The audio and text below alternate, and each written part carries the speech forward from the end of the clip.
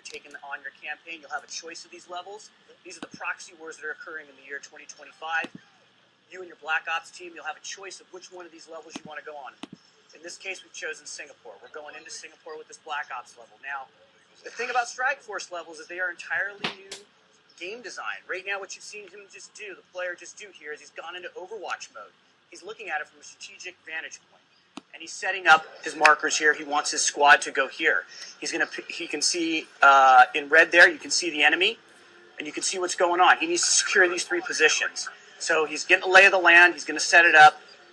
And then at will, he can move into and play this is any your one of choice, these. right? So it's like you can play this level the way you want. It's a sandbox level. You can take over the objectives in whatever way you want, in any order that you want. And you can lose. And you can lose. Right? And you can lose. So obviously in a Call of Duty game, you need to win, right? Not anymore. In this case with Strike Force levels, if you lose, we'll take account of that in the story, and the story will progress. Now, of course, if you want to go back and play, which I know you're a completionist, and you'll probably want to go and do all it, achievements. But the story will progress forward, and it'll take note of how you performed in these levels, and the story will progress. So one of the things about these levels is you can play any one of the people on your Black Ops squad, and you can take over any of the machinery and the equipment on the battlefield that you go in with. So in this case, what will happen is you'll start to bring in reinforcements. He's obviously trying to take this position here, and his team is battling. He's going into Overwatch mode here. He's about to get some new units that are dropped in that he can take over and play with. Now these Strike Force missions, are they optional? Do you have to play them? How does it work? Yeah, so you will have to play them. However, you'll have a choice about which one of these you want to play. And like I said, they will progress based on whether you succeed or fail. Some of them you may not experience, depending upon how you perform. And these are certain kind of throughout the campaign, you'll have different Strike Force moments or missions. You got it.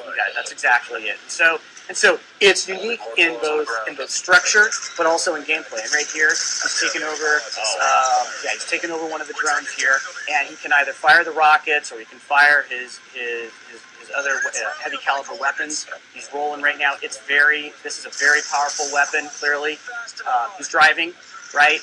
It's a different game mechanic altogether, so you're both driving and you're fighting here.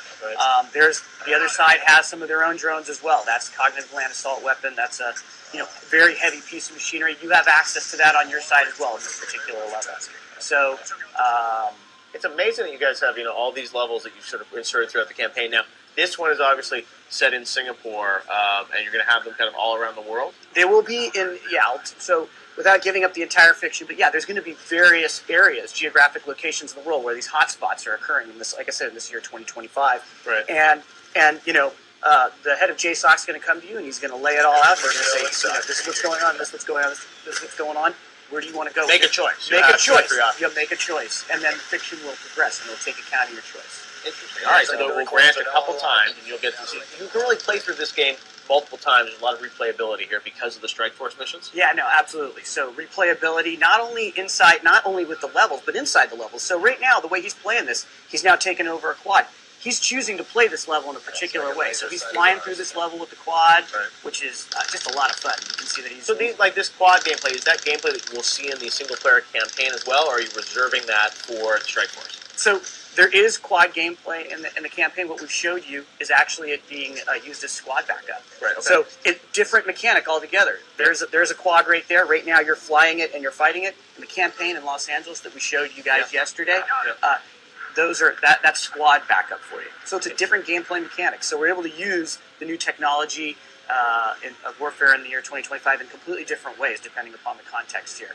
All right, Marco, I think we're going to have to leave it there. That is Strike Force, though. You got so much coming for Call of Duty.